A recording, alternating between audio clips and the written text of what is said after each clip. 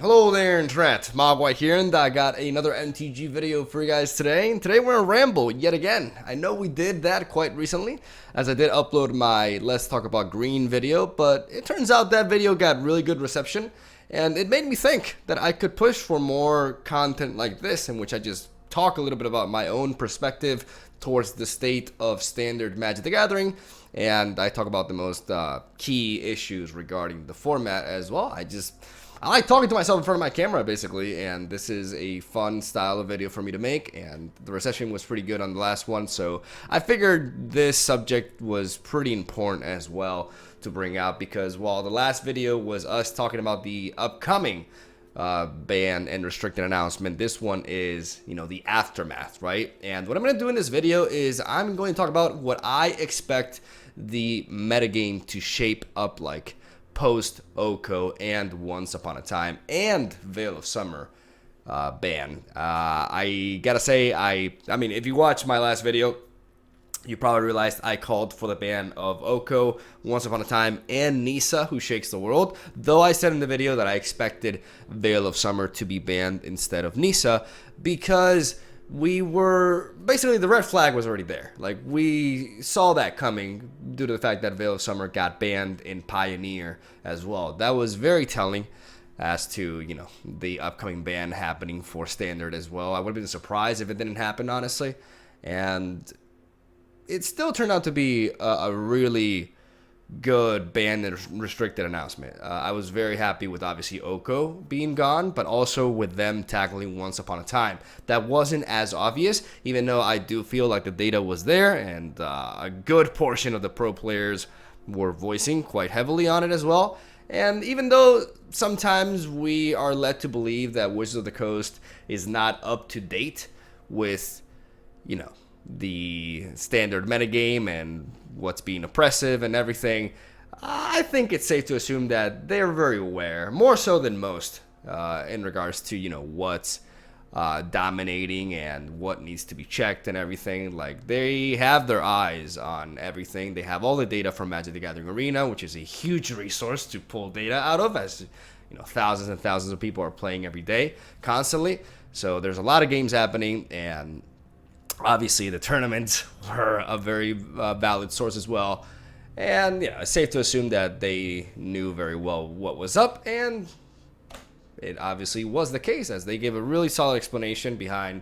Not only did they talk about, Oko and the reason behind their bans and everything, they also released this article that I read a couple of days ago, which I really enjoyed, about their design philosophy as of ever since Ravnica Allegiance, I believe, and the mistakes that they've made and what have they learned from said mistakes and how are they going to keep moving forward. And they talked a lot about their approach at designing 3-mana planeswalkers, and I found that a very interesting read. I know last time I said I was going to have something in the description down below, but I forgot to, because the thing is, my editors are the ones who set up the description, so I forgot to tell them, so it did not get posted. But this time I'll make sure that I'll have a link in the description down below to an article, the one that I'm talking about, basically, in which they go on quite the ramble regarding their design philosophy towards Magic the Gathering, and like I said, the mistakes they've made on the way because of this philosophy and how they will change things in the future. And I talk about this, I mentioned this because I found it a very interesting read. And if you're interested in the future of standard Magic the Gathering, I encourage you guys to check it out, because it really is a fascinating take. So having that said, we are going to be talking about what an elkless metagame lies ahead for us. What sort of decks we should expect, and what will, remain at the top, or at least for the time being. And there's quite a bit to talk about here. As you guys can see, I've taken several cards that I feel are going to be very meta-defining now, and I'm going to talk a little bit about what decks they're going to be in, and why I think they are going to be as prevalent as I think they will be. So we're going to start off first with Fires of Invention, perhaps my favorite, potential top tier card as of now. Fires of Invention is definitely seeing a lot of play post-Oko.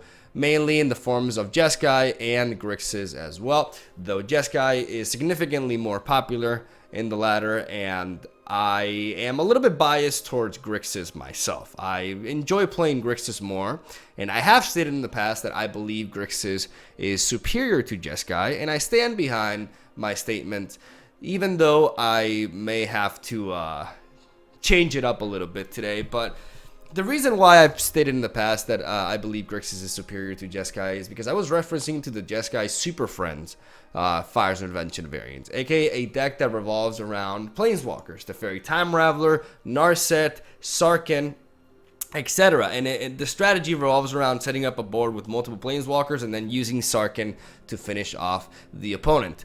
In that specific variant of Jeskai Fires of Invention is a very easy, actually, matchup for Grixis Fires of Invention, because as a Grixis player, you have access to Hand Disruption and to main deck Elder Spell. So you are able to attack their hand, get rid of their key pieces, and then you also have very reliable sources to deal with their Planeswalkers, while they may struggle more to deal with yours. So when I competed with Grixis Fires in the Mythic Championship qualifier, I found myself in a very dominant position whenever I would run into a Jeskai Fires deck. But things have changed. Now that our Oko is gone, and a lot of the top players have migrated towards Fires, there's been a very quick surge in Cavalier Fires of Inventions, which is basically a Jeskai variant that still runs Teferi Time Raveler, but utilizes Cavalier of Flames and Cavalier of Gales as their win conditions. Specifically Cavalier Flames, as he has the ability to give haste with tapping 2 mana, and is a very powerful win condition that we've seen in action ourselves in the OTK Gruul double pick deck that I showcased on the channel about a week and a half ago or so. Or maybe a couple of weeks ago. It's one of my favorite decks, and it uses Fires of Invention with Cavalier Flames, which enables the madness, in conjunction with Ilarg, the Razeboar.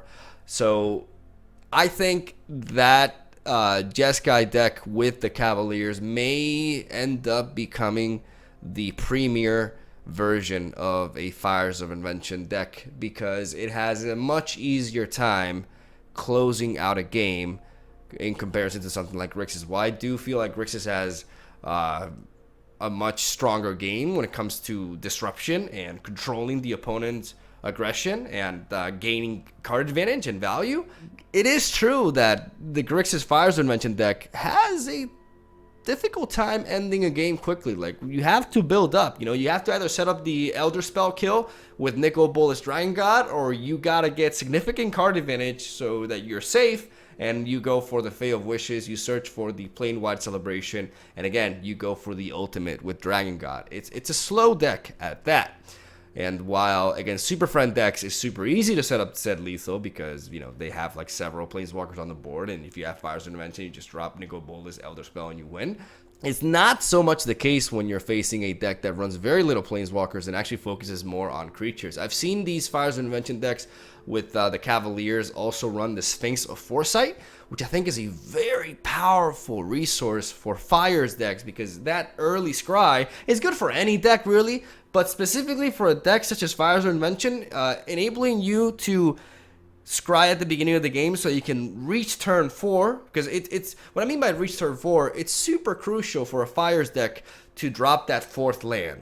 You need to curve out to 4 with Fires of Invention. It makes a big difference if you miss your 4th land drop or not. Like, it's really crucial, especially if you face a relatively aggressive deck. You need to get that turn 4 Fires happening. So being able to scry for that land, or being able to scry for the Fires of Invention itself, is absolutely crucial, and I think is it makes Sphinx of Foresight a very powerful resource to have for the deck. So I'm definitely going to be venturing into that archetype myself. I played quite a bit of Grixis in yesterday's stream, and that'll be the next step that I'll be gearing towards, because Fires of Invention is, like I said, my favorite card in competitive Standard right now, and the one that I will be experimenting with a lot, because I'm going to be trying to find my own my favorite deck to play with is Standard, basically. I'm going to try hard a little bit. I'm going to try to find the most competitive decks that at least at the same time work for me and my own playstyle. And Fire's Invention definitely fits in that category. So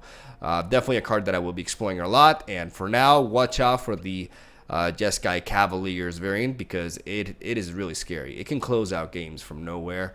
As long as Fires is on the board, and when you think you have them locked down, they can just burst at you with Cavalier Flames and just put you to the ground. So very menacing deck for sure. And we're going to move on to the beloved Oven Cat Core, which a lot of us expected to be a thing post-Oko, as it was already getting traction even in the Oko meta. Like, it was getting more and more. We were seeing these Sultai and these Golgari variants, because we were used to the Rakdos variant, right? But Sultai and Golgari variants with the Trail of Crumbs have been,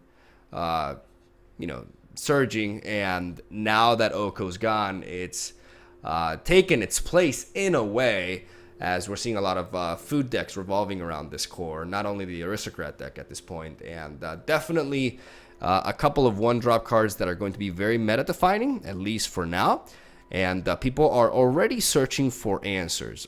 This, like I said, is represented in Rakdos Aristocrat, it's represented in Golgari, Jund Sacrifice, which is kind of like Aristocrats with Corvold, and Mayhem Devil as well, but some cards like Vraska Golgari Queen, amongst other things, and also we're seeing it in these Golgari variants that are occurring now as well.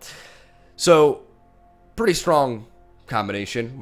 Very you got to be patient to deal with it as well, because it doesn't flow by super fast on Arena, and that does get on a few people's nerves. But nonetheless, very, very strong combo, and like I said, very meta defining, and it's already making people resort to stuff like Kaya Orzhov Usurper, which is becoming more and more popular. And one of the reasons why we're going to be talking about Esper Control in a bit, because some people are even main decking her as of now, not only because of the fact that she answers both Witch's Oven and Cauldron Familiar, but because she also deals with Knight of the Ebon Legion, with the Gilded Goose, with what other, oh yeah, the Edgewall Innkeeper, which we have right here. Like, there's a lot of very key one-drops in this meta, and Kaya Orzhov Usurper has been around for all this time, but people have slept on her for quite a bit, and now she could really take place in the meta and challenge these cat decks as, I would definitely welcome that, because I believe Kaya Orzhov Usurper is a prime example of a well-designed 3-drop Planeswalker,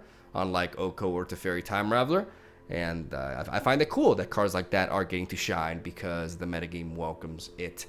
As, watch out for these. I personally have been playing Leyline of the Void in my Grixis Fires deck, and it's been absolutely killer against cat decks. So I highly suggest you look at that card for your sideboard if you're playing black, and just take this combo into consideration regardless of what deck you build for Standard, because you will be running into it. Then we have Nissa. The reason why I have Nissa here is because I think ramp decks are not gone by any means. Even though Oko took a hit, I still think we can see elemental decks or decks with any sort of ramp, like Simic ramp with mass manipulation. I still think that's pretty much viable and very, very strong. And while she may not be as popular now because people are venturing into these other archetypes, I still think she's very, very strong, and she's still pretty busted. Turn 3 Nissa is still as broken as ever, and can definitely be a force to be reckoned with in the metagame, and there's no way it will not appear in tier 1 decks across the table, for sure. And that's all I'm going to say about Nissa, because I did talk quite a bit about her in the last video, and I think I said all I had to say about her. She dodged the ban hammer, and she will be a strong force to be reckoned with in this Standard metagame, but, if she's less popular, maybe I can live with that a little bit. Let's talk about Wilderness Reclamation, a 4-mana enchantment that ever since Nexus of Fate, got the boot because of the rotation. Wilderness has not really been nearly as popular, but now, post-Oko, we are seeing a lot of very high-level players resort to Temur Reclamation as their meta call. And I find that very interesting. I think it is a very threatening deck, which could have a significant advantage over Fires of Invention decks because of the fact that with Wilderness of Reclamation, you can get value out of your turn, but you can pack up that mana on your opponent's turn to use for counter spells. The draw and go sort of playstyle that this archetype can enable is very powerful against Fires of Invention. Even though Fires of Invention is perhaps one of the most popular decks or one of the most popular cards right now in the meta, that could change if stuff like Temur Reclamation and Simic Flash rise up in popularity, because Fires of Invention decks are extremely weak to counter spells. Even though they play Teferi Time Raveler, if they're playing Jeskai, they have to get Teferi on the board first. And if they don't do that, this can be absolutely devastating. So it's interesting to see, like, because the fact that, you know, Jeskai variants of Fires do have Teferi, and Teferi is extremely powerful against this, it's interesting to see, like, which one will prevail. Like, the matchup could be considered even because of just, you know, Fires having access to Teferi. But if these sorts of Temur decks, which I'm not as familiar with as of right now, but I definitely will be venturing into them myself, have enough access to counter spells, they could effectively shut down fire decks, and that could be really, really interesting because that would shake up the metagame a lot from where it currently is at. So watch out for Temur Reclamation. It could potentially be very, very powerful. Then I have a Night Pack Ambusher here, which is funny because when I saw this card at first announced with the Core Set 2020, I was pretty excited for a potential Wolf archetype to, you know, occur. But unfortunately, this became the face of the deck and the archetype and the playstyle that I despise the most in Magic the Gathering, and I just hate Simic Flash, man. I just really, really hate Flash decks. I hate decks that just don't do anything except counter and then just drop one minor win con and try to take away the game with that. I think it is Magic for pussies, honestly, and I get really triggered by it. I don't like this archetype at all, and I'm happy to see that from the initial data, in best of 3, it's not as popular initially as I was fearing for it to be, because Veil of Summer is gone, and I felt, you know, I'm very excited for Veil of Summer to be gone because it takes pressure off of Dimir decks, and I'm a huge Dimir fan. But part of me was very concerned because that could be an open door for Simic Flash to just go crazy. I don't play best of 1 almost at all lately, and the main reason why I don't is because I don't want to play into I don't want to run into Simic Flash decks in best of 1 and just get non-games happening and not be able to, like, punish them in games 2 and 3 with my sideboard. And I just think that the format is inherently broken because of this archetype. So I try to avoid best of 1 Magic for now, and it's not, like I said, as popular in best of 3, which makes me have some hope, even though it's definitely a thing. Like, people are playing it, and it may get more popular as time passes. It depends on how other archetypes end up flourishing, right? If there is a pretty aggressive meta, or if Teferi Time Raveler is really prevalent, then Simic Flash could just be pushed over to just being a niche, and I would be very happy with that scenario. But ultimately, it is an archetype that, at the very least, we're going to have to take into consideration whenever we build a deck, because there will always be some degenerates out there playing it. I fucking hate Simic Flash. I'm going to end it at that. So, let's go with Dance of the Mans. Esper could be making a big comeback, not only with this variant, but with an actual, like, old school Esper control deck, which we will talk about right after this.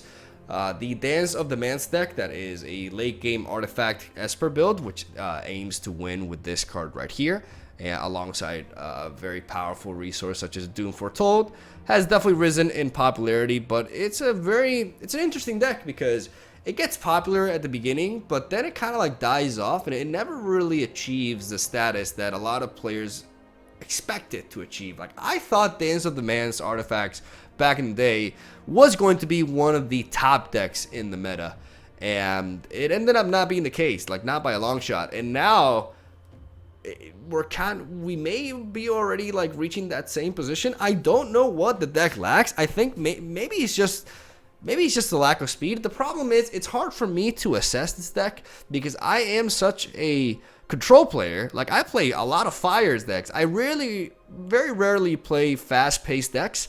So I tend to struggle a lot with this because this is a very difficult late game to beat if you're playing a slower deck yourself. So whenever I run into Dance of the Man's decks, I really do struggle.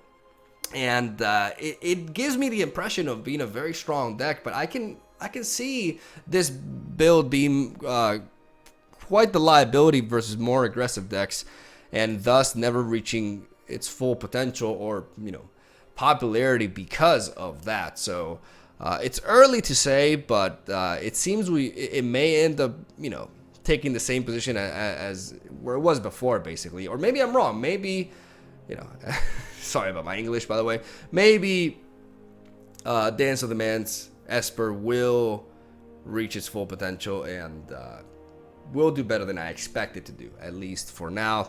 But let's talk about the more interesting variant of Esper, and that is good old Esper Control. It's making a comeback. It's flying a little bit under the radar for most people, but it's definitely getting there. Like, it's getting more and more traction, and a lot of people are really getting interested in this because it turns out Esper has quite a few tools to tackle all of these things. First of all, they have access to Mortify. Mortify has been forgotten for quite some time, but it's a really powerful card in this meta. Like, it can tackle Wilder's Reclamation, it can destroy Fire's Invention, and it's a reliable source of removal at 3 mana that Esper has the privilege of having.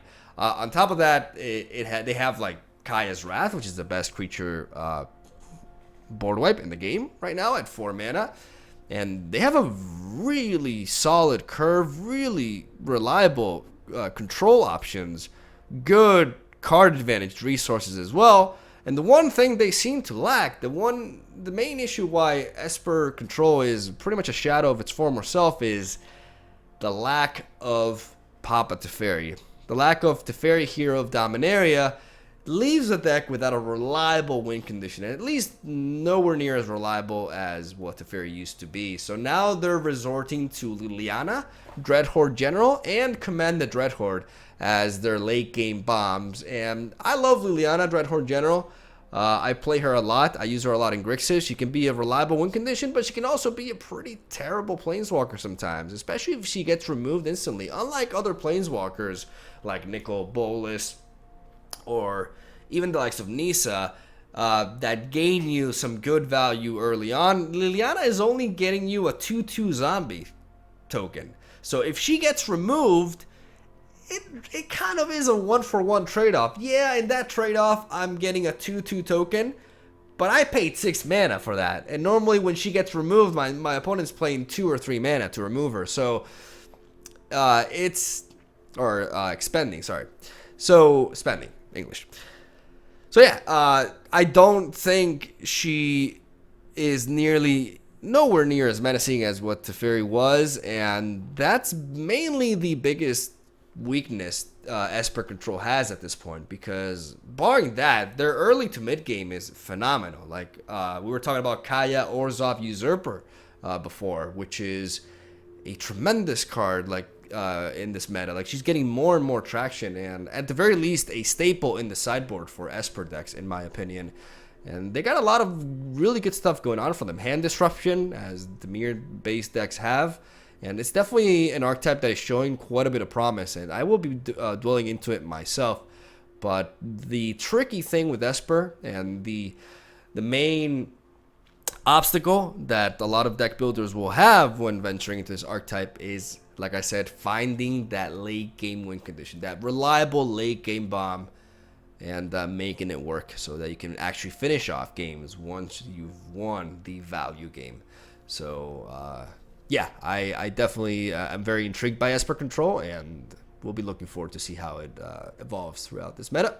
And last but not least, we got Papa, or not Papa, I mean, creepy Uncle Tom here. Like, I don't know. I look at this guy, and he looks all kind of like guilty. I don't know for what, but he's guilty of something. He's really suspicious. Regardless, the Edgewall Innkeeper is also guilty of being a very powerful card, which will have several archetypes built with him in to put into the deck as, you know, a very key one drop that can enable these decks to refuel and gain a lot of value and a lot of options through card draw, as Edgewall Innkeeper is very key in the Golgari adventure decks, but can also find place in other decks revolving around green, like I've seen Gruul Adventures, even Timur Adventures, etc. But he'll mainly be seen in Golgari Adventures, which doesn't seem to be going anywhere. It's a powerful archetype that has a lot of it has really good value. Like they have a lot of very key graveyard interaction, like not only with the Order of Midnight, but also Find Finality. Using Find Finality on adventure creatures is tremendous value. They have good haste at turn 4 with the Questing Beast and Rankle, and overall it's a sticky, strong deck that I feel is going to be competitive regardless of how the metagame shapes up. It's one of the decks that will care less about how the actual metagame ends up being, as it will have a good shot against anything. Though I do feel like I match up well against it when I'm playing my own Grixis because of my access to board wipes such as Cry the Carnarium, which is the sort of deck is extremely weak to. But barring that, very solid deck that I think will be a force to be reckoned with in the standard for sure. And won't, like I said, won't care about, you know, what ends up being popular and what won't be. It'll be a thing no matter what. And that's my take on it. As I've been talking about like this for like 25 minutes, but hopefully I didn't repeat myself too much, though I think I did at some points. And I got my point across to a certain degree. I think this standard is going to be very diverse. It's going to be very interesting. The reason why it's going to be very diverse is because not a single one of these decks seems to be way over the other ones in terms of power level. I think if one deck starts becoming very popular, then another one that will check it will put it back in line, and it'll hopefully we'll have a situation in which we have a metagame similar to the Spark metagame, which may seem weird because that metagame was deemed pretty bad by a lot, including me. But one good thing that War of the Spark as a meta had, it was that there was no deck that was overly dominant, right? Even though the metagame itself was pretty ugly, like the decks, you know, were kind of disgusting, there wasn't like one king ruling over them all. And I think we could be looking at that here. Because even though Firestorm Invention has a very high power level, it's a very counterable deck. Not only is it very weak to counter spells, I think something like Esper Control can put it in check a lot really well, alongside stuff like Wilderness Reclamation, because of how heavily it relies on this enchantment. So, interested. Definitely looking forward to this standard, and we'll be looking forward to actually tryharding quite a bit again. You know, I was deterred from Oko, the card game, for a while, but now it's looking exciting, it's looking fresh, and I'm gonna be venturing into all of these and more. So thank you guys for watching. Hope you're excited for the standard as well. Let me know what you think. If there's any sort of deck that I did not mention here. I've heard some things about is it Flash, but it's Flash, so I just kind of like don't even want to talk about it. But if there's any other deck that you guys think I haven't mentioned, by the way, I haven't mentioned Gruul aggro, because I believe the lack of Once Upon a Time really hurts the deck's consistency, which it heavily relied on because of its opener with Pelk Collectors and such.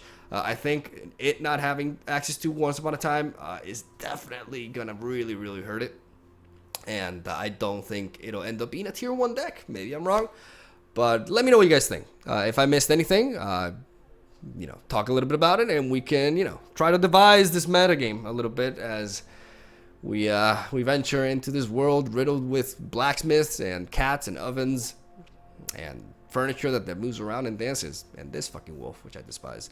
So yeah, have a solid day. Thank you for watching. I'll see you tomorrow.